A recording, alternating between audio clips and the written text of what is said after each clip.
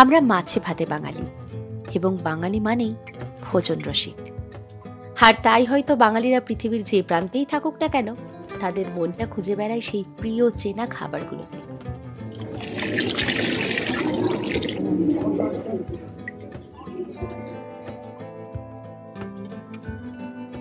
আমাদের মতো যারা প্রবাসে থাকে, তাদের ব্যস্ত জীবন এবং ছুটে চলা কাজের ফাঁকেও ফেসবুক বা ইনস্টাগ্রামেতে স্ক্রল করতে করতে কোথাও যদি কলকাতা তথা বাংলার খাবারের কোনো ফটো বা ভিডিও যদি ভেসে ওঠে, তখন আঙুলগুলো যেন সেখানেই আটকে যায়।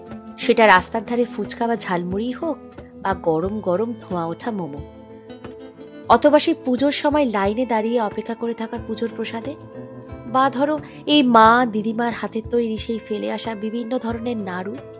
আর তাই হয়তো বিদেশ থেকে যখন আমরা নিজের দেশে ফিরি, বা নিজের দেশ থেকে কোনো ফোন আমাদের কাছে আসে, তখন কিন্তু এই একটা প্রশ্নের সম্মুখীন আমরা মোটামুটি সবাই হয়ে থাকি, আর সেটা হলো খাবার। আচ্ছা, আমাদের কলকাতার মতো বা বাংলার মতো ওখানেও সেই খাবারগুলো পাওয়া যায়, খেতে পাস তোরা? তাই সেই চেনা অভিজ্ঞতাকে ফিরে পেতে এবং নতুন প্রজন্মের কাছে তা পৌঁছে দিতে প্রবাসে বাঙালি আড্ডা প্রথম আয়োজন করেছিল ভোজবাজি, এক ব্যতিক্রমী খাদ্য এবং সংস্কৃতি উৎসব, যাদের প্রয়াসে হেপার বাংলা এবং ওপার বাংলা একই সুতোই গাঁথা পড়েছে, এবং বিভিন্ন ধরনের সাংস্কৃতিক অনুষ্ঠানের মাধ্যমে হাবাল বৃদ্ধ বনিতা মেতে উঠেছে বাংলার জয়গানে। সেটা ফ্ল্যাশমবের মাধ্যমেই হোক বা মঞ্চেই হোক। আর সেই সাথে ছিল কানাডার বিচারমন্ত্রী গ্যারি আনন্দ সাঙ্গিরের উপস্থিতি। আর আজকের এই গল্পে তারই সেই বিশেষ বিশেষ দৃশ্যগুলো তোমাদের সামনে তুলে ধরতে চাই, যাতে দূর থেকে হলেও তোমরাও আমাদের সাথে একই আনন্দে মেতে ওঠো। চলো তাহলে শুরু করি আজকের গল্প।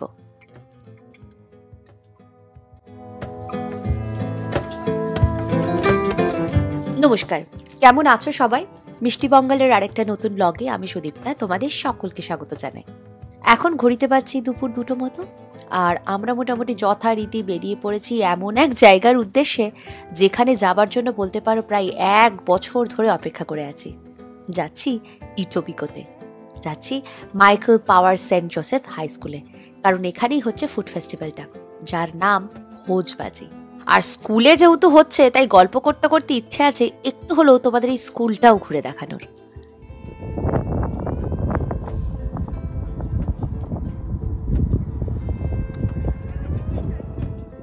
আগের বছর অর্থাৎ 2024 সালেও প্রথম এসেছিলাম এখানে, জানো। আর তখনই এই ভোজবাজির আয়োজন দেখে আমি অবাক হয়ে গেছিলাম, যেখানে ছিল রেস্টুরেন্টের খাবার থেকে শুরু করে বিভিন্ন ধরনের স্ট্রিট ফুড, আর সেই সাথে ছিল কিডস গট ট্যালেন্টের প্রতিযোগিতা, এবং শেষে নানা ধরনের সাংস্কৃতিক অনুষ্ঠান। তাই বলতে পারো আমরা ছোটবেলা থেকেই খাদ্য মেলা বলতে খোলা আকাশের নিচে ঠিক যে চিত্রটা দেখি, ঠিক একই রকম চিত্র খুঁজে পেলাম বিদেশের মাটিতে। তবে এবছর ভোজবাজিতে আছে আরো নানা রকমের নতুন নতুন চমক, তাই সেইগুলো দেখার আগে দেখি চলে এখানে কি কি খাবার পাওয়া যাচ্ছে।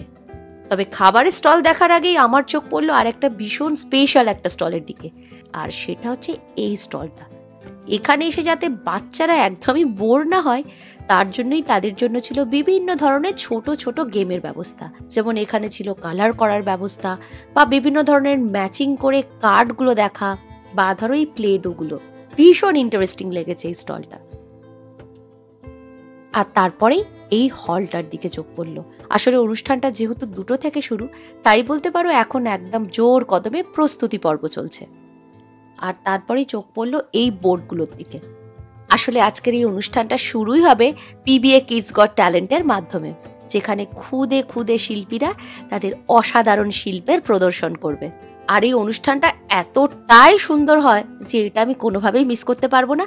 তাই এর ফাঁকে চলো টুক করে ঘুরে আসি কোন জায়গাতে কি কি খাবার পাওয়া যাচ্ছে। আসলে স্কুলটার একটা সাইডে ছিল খাবারের স্টলগুলো, যেখানে বসেছিল বিভিন্ন ধরনের খাবারের সম্ভার, আর একটা সাইডে ছিল এরকম সাংস্কৃতিক অনুষ্ঠানের ব্যবস্থা। আর বলতে পারো সেটা খুঁজতে খুঁজতেই প্রথম চোখ পড়ল ম্যাডক্স পয়েন্টের খাবারের স্টলে।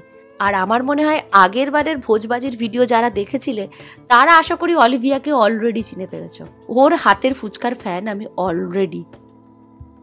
তবে নর্মাল ফুচকা ছাড়াও এখানে ছিল দই ফুচকা আর মিষ্টি ফুচকা, আর তার সাথে ছিল চুরমুর, মাটন রোল আর ফিশ রোল। তবে তার পাশের স্টলটাই ছিল জমিদারির স্টল। জমিদারি কিন্তু এখানে বাঙালি খাবার বা বাঙালি রেস্টুরেন্ট হিসেবে ভীষণভাবে পরিচিত।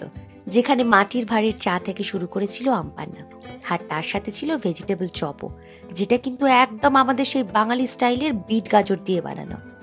ছিল ভেটকি মাছের ফিশ ফ্রাইও, যেই ভেটকি মাছটা আনা হয়েছিল ইন্ডিয়া থেকেই। তার সাথে ছিল ফিশ চপ, চিকেন শমি কাবাব, একদম পিওর বাংলাদেশি স্টাইলের শাহি পোলাও এবং চিকেন ওয়ালিমা রোস্ট। আর তার সাথে ছিল চাইনিজ আইটেমও, ছিল চিলি চিকেন, ফ্রাইড রাইস এবং চাউমিন। আর তারপরেই পৌঁছে গেছিলাম ফ্লেভার্স অফ কলকাতাতে, কারণ মনটা তো সারাক্ষণই সেই কলকাতা কলকাতা করে, তাই না? তবে এই বছরে এই স্টলটাতে বিশেষ আকর্ষণ কি ছিল বলতো? এই মিষ্টিগুলো। আশা করি এই মিষ্টিগুলো আলাদা করে তোমাদের বলে দিতে হবে না। এখানে আমাদের সেই চির পরিচিত মিষ্টিগুলোই এসে হাজির। আর তার সাথে এখানেও ছিল ভেজিটেবল চপ, ফিশ ফ্রাই, সাথে মাছের পাতুরি, সাথে আমাদের পিওর বেঙ্গলি স্টাইলের পোলাও, মাটন কষা, চা, কোল্ড ড্রিঙ্কস এবং তার সাথে ছিল 2 রকমের বিরিয়ানিও। তবে এছাড়াও যে উপরি পাওনাটা ছিল সেটা হচ্ছে বেঙ্গলি থালি, আর সেইগুলোও কিন্তু এখানে সুন্দর করে সাজিয়ে রাখা হয়েছে। আর এই স্টলটা থেকেই সোজাসুজি পৌঁছে গেছিলাম সাবু চাটের স্টলে, যেখানে ছিল ফিশ চপ, চিকেন কাবাব, স্যালাড, তারপরে ধোকলার বক্স, তারপরে এমনকি মুড়ি চানাচুরি এখানে ছিল, জানো? ছিল পিজার নানা রকমের কম্বো, নলেন গুড়ের সন্দেশ, এইটা দেখে আমি জাস্ট অভিভূত, এবং খেতেও ছিল দারুণ। এমনকি হাতে তৈরি এত বড় বড় সিঙ্গারাও, আর সেগুলো ছিল মাত্র $1 করে। আর এই সমস্ত কিছু যেই মানুষটা নিজে হাতে করে বানিয়েছে তিনি হলেন ইনি। আর তার পাশের স্টলটাই ছিল মুঘলেবংয়ের স্টল। এখানে ছিল নানা রকম মোগলাই খানা, যেখানে ছিল নানা রকমের কাবাবে ঠাসা। ছিল ফিশ কাটলেট, চিকেন শিক কাবাব, চিকেন মালাই টিক্কা, চিকেন কাটলেট, চিকেন কলমি কাবাব, চিকেন রেশমি কাবাব, চিকেন মোমো, চিকেন এবং মাটন বিরিয়ানি, বাসন্তী পোলাও, মাটন কষা, চিকেন চাপ, সাথে ফিরনি এবং গাজরের হালুয়া। তবে মোটামুটি আমি সবকটা স্টলেই একটা জিনিস কিন্তু কমন পাচ্ছি, আর সেটা হচ্ছে ভেজিটেবল চপ। আর এই স্টলটা থেকে সোজাসুজি পৌঁছে গেছিলাম আমার ভীষণ ভীষণ প্রিয় এবং খুব কাছের এক মানুষের স্টলে। হ্যাঁ, শিল্পার হাতে বানানো মাখন বালার রন্ধনশালার স্টলে। ঠিক 1 বছর পূর্ণ হলো আজকে। হ্যাঁ, এই দিনটার কথা আমার আজও মনে আছে। ঠিক 1 বছর আগে প্রথম স্টল দিয়েছিল ক্যানাডাতে এসেও। আজকের স্টলে ছিল মিষ্টি সিঙ্গাড়া, ম্যাঙ্গো চপ, মাছের চপ, চিকেন চাপ, প্রন এগ ডেভিল, কড়াইশুটির কচুরির সাথে আলুর দম, আর সাথে ছিল সর্ষে ইলিশ আর প্লেন বাসমতি রাইস। মানে একটু আগে বললাম না, ওই যে আমরা মাছে ভাতে বাঙালি, তাই বলতে পারো এই প্লেন রাইস আর তার সাথে ইলিশ মাছটা সবার আগে বিক্রি হয়ে গেছিল। আর তার পাশে যে স্টলটা ছিল সেটা হচ্ছে মাস্টার্ড গার্ডেনের স্টল। আর মাস্টার্ড গার্ডেনে যে কত রকমের খাবার ছিল সেটা মনে আমি বলে আর গুণে শেষ করতে পারবো না। এখানেও ছিল বিরিয়ানি, বাসন্তী পোলাও, মাটন কষা, চিকেন ললিপপ, চিলি চিকেন, চিংড়ি মাছের chop, normal singara, vegetable chop, mutton chop, egg devil, fish fry, mishti doi, পায়েস, আর তার সাথে ফুচকা। তবে আমাদের কিন্তু এই খাবারের দোকানগুলো ঘুরে দেখা এখনো শেষ হয়নি, কারণ এখনো আছে বেশ কিছু তোমাদের জন্য খাবারের চমক। তবে এখন কিন্তু আমার আর এইখানে থাকতে চলবে না, আমাকে এখন ছুটতে যেতে হবে ওই দিকটাতে, কারণ ওখানে কিন্তু বাচ্চাদের অনুষ্ঠান শুরু হয়ে গেছে। চলো বরঞ্চ ওখান থেকে একবার ঘুরে আসি।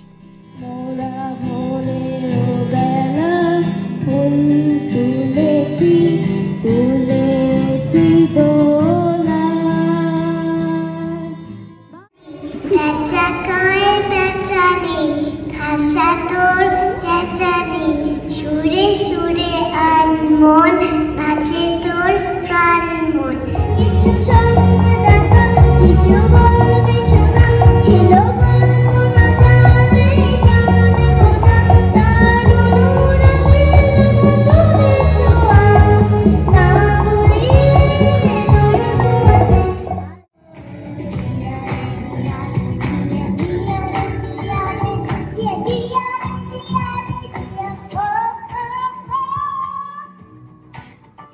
সত্যি বাচ্চারা কি অপূর্ব একের পর এক ডান্স করে যাচ্ছে, গান করে যাচ্ছে। সত্যি আমি যখন ছোট ছিলাম মনে হয় এখনো হয়তো আদো ভাবে কথা বলতে শিখেছি। এত সুন্দর করে বাংলাতে থেকেও বাংলায় গদগদ করে কথা বলতে পারতাম কিনা সন্দেহ। আর এখানে দেখো কি সুন্দরভাবে কবিতাগুলো সবাই একের পর এক বলে যাচ্ছে, বা কেউ ধরো গান গাইছে। এই যেমন আমাদের মিষ্টি পাহি, বয়স এখনো 3.5 বছর হয়নি জানো, অথচ কি সুন্দরভাবে স্পষ্ট বাংলা ভাষায় কবিতা বলে যাচ্ছে। এতজনের সঙ্গে আমি একলা লড়তে পারি? ও দাদা ভাই বিচার করো, না হলে কিন্তু আরে নমস্কার। বা কেউ বাংলা গানের তালে তালে পা মিলিয়েছে, সত্যিই অসাধারণ। তবে প্রত্যেকটা বাচ্চাই কিন্তু আমাদের কাছে সুপারস্টার, তাই সবার জন্যই ছিল দুর্দান্ত মন কাড়া গিফট। প্রতিটা বাচ্চার জন্যই ছিল একটা করে মেডেল আর একটা করে গুটি ব্যাগ। তবে আজকের এই প্রোগ্রামে এসে আরও বেশ কিছু জিনিস আমার নজর কেড়েছিল জানো, আর সেটা হলো এই স্টলটা, অর্থাৎ দ্য টরন্টো ক্যালকাটা ফাউন্ডেশনের স্টল। এবং সেখানে গিয়ে জানতে পেরেছিলাম যে তারা বিভিন্ন ধরনের সোশ্যাল ওয়ার্কের সাথে যুক্ত। তাদের সামাজিক কাজ ছড়িয়ে পড়েছে কলকাতা তথা পশ্চিমবঙ্গ, এমনকি তার বাইরেও, যেখানে আছে মেন্টাল হসপিটাল, বা ধরো বাচ্চাদের জন্য স্কুল, মেয়েদের জন্য কলেজ, এবং সেখান থেকে পড়াশুনো করে বেরিয়ে আসা ছাত্রদের মধ্যে বেশ কিছু মানুষ আজকে ভীষণভাবে প্রতিষ্ঠিত। কেউ ডাক্তার, কেউ ইঞ্জিনিয়ার, আবার কেউ বড় ল ফার্মে কাজ করে। আজকে এখানে যারা এসেছে এবং যারা এখানে খাবার কিনে খাচ্ছে তাদের তো প্রচণ্ডই আনন্দ, কিন্তু যাদের প্রকৃতই খাবারের দরকার সেই সকল মানুষের কথা ভেবেও এখানে একটা অসাধারণ উদ্যোগ নিয়েছিল ভোজবাজি। হ্যাঁ, ফিটস কার্বোর জন্য ডোনেশন নেওয়া হয়েছিল। যারা আজকে এখানে এসেছে তাদের সবাইকেই রিকোয়েস্ট করেছিল canned meat, canned soup, ramen টাইপের যে স্যুপগুলো হয় সেগুলো, তারপরে ক্যান্ড ফ্রুট, বা ধরো সাইড ডিশেস যেগুলো হয় সেগুলো, ক্র্যাকার্স, সিরিয়াল, ইনস্ট্যান্ট কফি, এবং তার সাথে সাবান আর টুথপেস্ট, এইগুলো এখানে ডোনেট করতে বলেছিল। এবং সেগুলো এরকম একটা বক্স রাখা ছিল, সেইখানেই এসে মোটামুটি সবাই মিলে ডোনেট করে যাচ্ছিল। তবে এটার সাথেও আরও একটা ইন্টারেস্টিং ব্যাপারের এখানে ব্যবস্থা করা হয়েছিল, সেটা হচ্ছে র্যাফেল ড্র। মোটামুটি এখানে 2 ধরনের র্যাফেল ড্র হচ্ছিল, এবং 1-2 প্রাইজ না। এই অনুষ্ঠানটা চলাকালীন মাঝে মাঝেই কিন্তু র্যাফেল ড্র হচ্ছিল, এবং সেখানে যাদের নাম উঠছিল তাদের প্রত্যেকের জন্যই ছিল আকর্ষণীয় পুরস্কার। তবে চলো এরপর কলকাতা থেকে বরঞ্চ তোমাদের আরও একটু দূরে ঘুরিয়ে নিয়ে ঘুরে আসি ঢাকা থেকে। কারণ আমরা এখন যে স্টলে আছি সেই স্টলটার নাম ঢাকাইয়া ভোজ, যেখানে আছে পনির সমোসা, একদম পিওর বাংলাদেশি স্টাইলের ভেজিটেবল সিঙ্গারা, কুমিল্লার চমচম, সরপুরি, ঘিসা পাটিসাপটা, চিকেন তিহারি, চিতল পিঠা, এবং পাটিসাপটার নানা রকমের ফিউশন। আর তার সাথে আছে গন্ধরাজ খোল। অবশ্য এখানে কিন্তু আরও বিভিন্ন ধরনের খাবার ছিল। তবে এই জেবাদির সাথে কথা বলে আমি এতই তার কথাই মুগ্ধ হয়ে যাচ্ছিলাম যে সত্যি আমি অবাক হয়ে তার কথা শুনছিলাম। আর তার সাথে কথা বলতে বলতেই চোখ পড়ল আরও একটা আমার ভীষণ পছন্দের খাবারের দিকে। হ্যাঁ, হালিম। এখানে মাটন হালিমও ছিল, যেটা টেস্ট ছিল অসাধারণ। এবং সত্যি বলতে কি আমাদের এপার বাংলার মানুষের কাছে এই পার্টিকুলার স্টলটা ছিল একটা আলাদা পাওনা, তাই এই স্টলটাতে ছিল উপচে পড়া ভিড়। এছাড়াও ছিল আরও 2টি ইন্টারেস্টিং স্টল। ছিল স্পার্ক ক্যাফে, যেখানে ছিল Mughlai paratha, egg roll, chicken roll, mutton roll, doi bora, পাটিসাপটা, মালপোয়া, ইলিশ পোলাও, এবং আরও অনেক কিছু। আর সাথে ছিল কবিরাজিও। সত্যি এই জায়গাটাতে আজকে হাঁটতে হাঁটতে বা ঘুরতে ঘুরতে আমার একটা জিনিস ভীষণভাবে মনে পড়ছে। আসলে আমি যেহেতু সেন্ট্রাল কলকাতা বা নর্থ কলকাতার মেয়ে, তাই মোটামুটি আমাদের বাজার করতে কিন্তু গড়িয়াহাটে যাওয়া হতো না, যেতাম আমরা হাতিবাগানে। আর হাতিবাগানে গেলেই সেখানে মালঞ্চ বলে একটা রেস্টুরেন্ট ছিল, বা বলতে পারো মালঞ্চ বলে একটা দোকান আছে। ওখানে এরকম বিভিন্ন ধরনের চপ, কাটলেট, কবিরাজি, ফিশ ফ্রাই, মোগলাই পরোটা, এই সব জিনিস পাওয়া যায়। আর তোমরা বিশ্বাস করবে কিনা জানি না, আজকে বারবার ওই দোকানগুলোর কথা মনে পড়ছিল। সত্যি আজকে এখানে এসে কোথাও যেন ফিরে পাচ্ছিলাম আমাদের সেই প্রিয় জায়গাগুলোকে। সেই প্রিয় জায়গাগুলোর চিত্রই যেন চোখের সামনে আজকে জল করছে। বিদেশে এসেও এই জিনিসটা আমরা আবার ফিরে পাবো সত্যিই ভাবিনি। দাঁড়াও, তোমাদেরকে আরও একটা ভীষণ ভালো স্টলে নিয়ে যাই। সেটা হচ্ছে এই মোমো লোকোর স্টল। এই মোমো লোকোর কিন্তু একটা রেস্টুরেন্ট আছে জানো। এই স্টলে ছিল বিভিন্ন ধরনের জিভে জল আনা মোমো, ছিল chilli fish, chilli chicken, chicken fried rice বা নর্মাল ফ্রাইড রাইস, নুডলস, এবং তার সাথে ছিল আরও অনেক কিছু। আর এই ড্রিঙ্কসগুলো বলতে পারো এই মোমো লোকোর স্পেশালিটি। আর এত রকম ফ্লেভারের মধ্যে আমার সব থেকে যেটা ভালো লেগেছে সেটা হচ্ছে এই বাটার চিকেন স্টাইলের মোমোটা। তবে আমি তো বেশ আনন্দ করে এটা খাচ্ছিলাম। তারপরে হঠাৎ দেখলাম কোথা থেকে গান ভেসে উঠল, আর সেই গানের তালে তালে শুরু হলো নৃত্য পরিবেশনা। হ্যাঁ, ফ্ল্যাশ মব ছিল এবছর ভোজবাজির বিশেষ আকর্ষণ। আর এই সময়ের পরিবেশটা এতটাই সুন্দর ছিল যে বলতে পারো আমরা সবাই মিলে পা মিলিয়েছিলাম গানের তালে। 6 থেকে 60 বছর কেউ কিন্তু ডান্স করতে আমরা একটুও পিছপা হয়নি। আর সব থেকে বড় কথা, এত সুন্দরভাবে আমরা এখানে মজা করেছি বা এরকম ডান্স করেছি এর আগে এরকম কোনো ফুড ফেস্টিভ্যালে করেছিলাম বলে তো মনে হয় না। এর আগে যখনই পারফর্ম করেছিলাম তখনই স্টেজে। তবে এরকম ফ্ল্যাশ মবে আমরা সবাই মিলে হই হই করে ডান্স করব সেটা কিন্তু সত্যিই ভাবিনি। দারুণ ছিল এই ব্যাপারটা। সত্যিই তোমরা এবছর যারা আসতে পারলে না তারা কিন্তু একটা বিরাট বড় জিনিস মিস করে ফেললে। আসলে এখানে যে 11খানা ফুড স্টল আছে এবং সেই ফুড স্টলের মধ্যে ভিড় উপচে পড়েছে, তাদের মধ্যে কিছু কিছু স্টলের কিন্তু অলরেডি এখানে রেস্টুরেন্টও আছে। যেমন ধরো Zamindari, flavours of Kolkata, Momo Loco আর মাস্টার গার্ডেন। আর এই যে বাকি স্টলগুলো দেখছো এরা কিন্তু একদম নিজে হাতে রান্না করে বাড়িতে, আর তারপর সেইগুলো পৌঁছে দেয় আমাদের মতো মানুষদের ঘরে ঘরে। 8টা-5টা ডিউটি করার পরে যখন আর বাড়িতে এসে রান্না করতে ইচ্ছে করে না, তখন আমাদের সাহায্যের হাত বাড়িয়ে দেয় এই মানুষগুলো। বা ধরো ওই যে যখনই নিজেদের প্রিয় কোনো খাবার খেতে ইচ্ছে করে, সেটা চিতল মাছের মুইটাই হোক বা এঁচোড় চিংড়ি, পটল পোস্তই হোক বা পটলের দোলমা, এই জিনিসগুলো কিন্তু খেতে ইচ্ছে করলেই আমাদের বাড়িতে পৌঁছে দেয় এই মানুষেরাই। আর সেই সব মানুষদেরকে পরিচিতি দিতে এবং আমাদেরকেও তাদের সাথে পরিচয় করিয়ে দিতে এই রকম একটা সুন্দর ব্যবস্থা নিয়েছে প্রবাসী বাঙালি আড্ডা। আজকের এই 11টা বৈচিত্র্যময় ফুড স্টলে ছিল 1,500-এরও বেশি মানুষের উপচে পড়া ভিড়। আর এই বিশাল সারাই প্রমাণ করে দেয় যে প্রবাসে থেকেও বাঙালির স্বাদ, সুর এবং স্মৃতি কতটা আজও জীবন্ত হয়ে আছে। সত্যিই ভোজবাজি এখন শুধু একটা ইভেন্ট না, এটা একটা পরিচিতিও বলতে পারো। প্রবাসে বাঙালিদের খাদ্য সংস্কৃতির এটা একটা বিরাট বড় উৎসব। যারা বাড়িতে রান্না করে মানে হোম শেফ এবং যাদের রেস্টুরেন্ট আছে, দুজনের জন্যই বলতে পারো এটা একটা অন্যতম ফুড শোকেসিং প্ল্যাটফর্ম। সত্যিই ভোজবাজি আমাদের শিখিয়েছে খাবার কিন্তু শুধু স্বাদের না, স্মৃতিরও বাহক। রান্না শুধু রেসিপির না, সংস্কৃতির বাহক। আর একসাথে খাওয়া দাওয়া মানেই শুধু পেট পুজো নয়, সম্পর্কেরও বন্ধন। তাই আজকে পেট থেকে শুরু করে হৃদয় সব জায়গাতেই লেগেছে ভালোবাসার ছোঁয়া। তাই আজ ভোজবাজি হয়ে উঠেছে এক কমিউনিটি উৎসব, যেখানে খাবার নিয়ে আমরা গল্প বলি, সংস্কৃতি তুলে ধরি এবং প্রজন্ম থেকে প্রজন্মে বাঙালিয়ানার চর্চা চালিয়ে যায়। মোটামুটি ঘড়িতে এখন প্রায় 8:30 বাজে, অথচ ভিড় দেখেছো কতটা উপচে পড়েছে।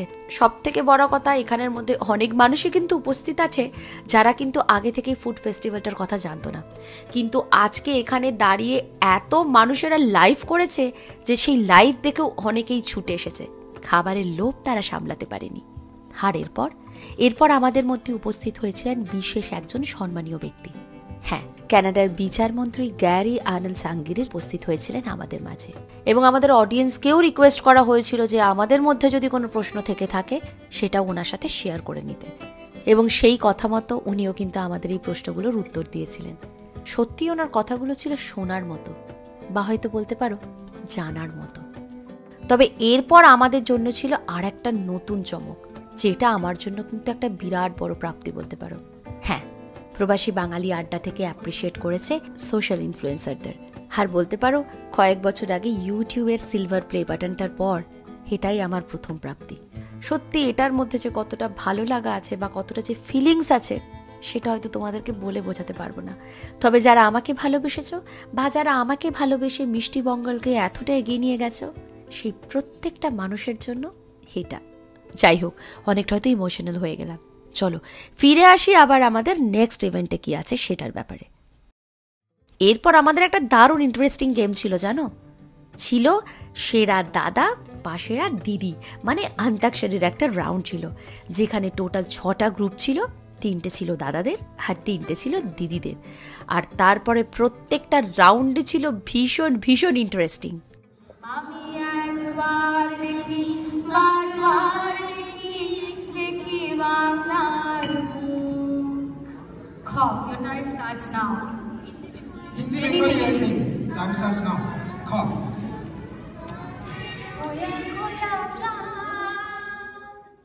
আর এই সময়টাতে এই গেমটা এতটাই ইন্টারেস্টিং ছিল যে আমার মনে হয় না যে এই সময়টাতে এই জায়গাটা ছেড়ে কেউ বেরিয়ে গেছিল, কারণ রাউন্ডগুলো ছিল প্রত্যেকটাই ভীষণ উত্তেজনাময়।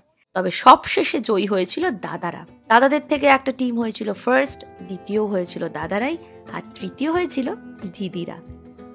আর তারপরে বেস্ট কমিউনিটি ফুড হিরোর জন্য ছিল একটা স্পেশাল প্রাইজ। আসলে আজকে যে সকল ফুড ভেন্ডারগুলো এখানে এসেছেন তাদের থেকেই বেছে নেওয়া হয়েছে সেরার সেরাকে।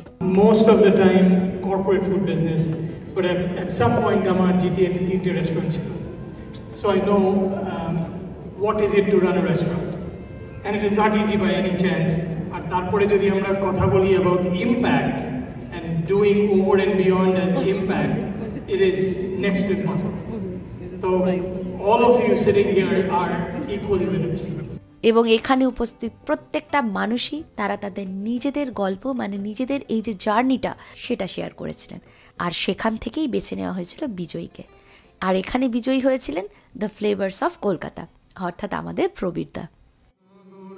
এদিকে মোটামুটি এইসব সারতে সারতেই ঘড়ির কাঁটা প্রায় 8:30 থেকে 9টার দিকে ঢুকছে, আর সেই সময় শুরু হলো রং নোটের অপূর্ব পারফরমেন্স। ওনাদের পারফরমেন্সের জন্য সত্যি আমার মনে হয় না সেরকম কোনো মিউজিক্যাল ইনস্ট্রুমেন্টেরও দরকার ছিল, জাস্ট একটা হারমোনিয়াম আর গিটারের টুংটাং, তাতেই কিন্তু জমিয়ে দিয়েছিল পুরো পরিবেশটা।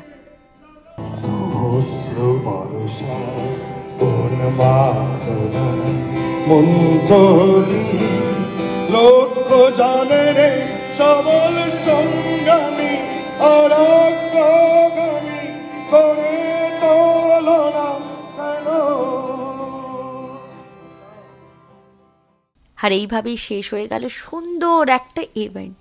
এবং আমার মনে হয় আজকের এই ভিডিওটা আমাদের পিতৃ বা মাতৃস্থানীয় যে মানুষগুলো এইখান থেকে অনেক দূরে দেখছে নিজেদের দেশে বসে, সন্তানের জন্য এতদিন ধরে যেটা ভেবেছিলেন যে তারা কি খাচ্ছে বা আদৌ ঠিকঠাক মতো খেতে পাচ্ছে কিনা, আমার মনে হয় আজকের এই ভিডিওটা দেখার পর একটু হলেও তারা চিন্তামুক্ত হবেন।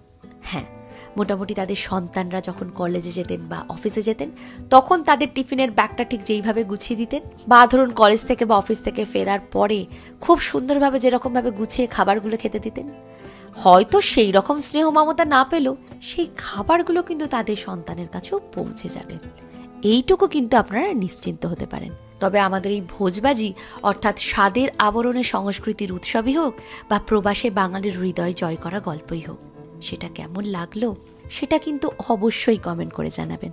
আর ভালো লাগলে প্লিজ একটা লাইক আর শেয়ার করে দেবেন। আজকের গল্পটা তাহলে এখানেই শেষ করলাম। ভালো থাকবেন, নমস্কার।